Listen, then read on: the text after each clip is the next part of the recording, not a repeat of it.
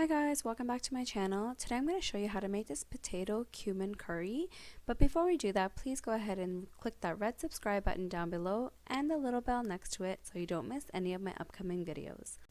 I'm just going to start by peeling 6 medium-sized potatoes. If you're using larger potatoes, you can use 4, and if they're smaller, you might want to use about 10. Okay, so now we're just going to slice them into about, 1/8, 1/16 inch slices. And as I slice them, I just place them in a bowl of cold water. This way any remaining dirt can wash out and the potatoes won't brown.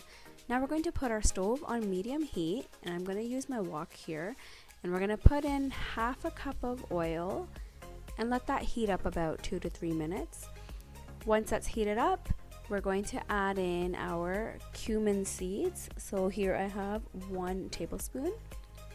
Now you can start smelling the cumin, and once that aroma starts to emanate into the air, now you know that it's ready for us to add our potatoes. Okay.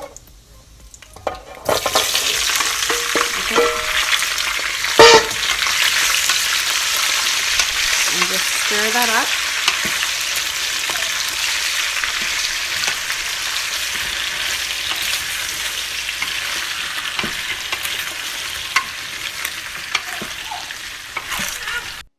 Now I'm going to add in 1 teaspoon salt and 1 teaspoon chili powder, and you can adjust this according to your own liking.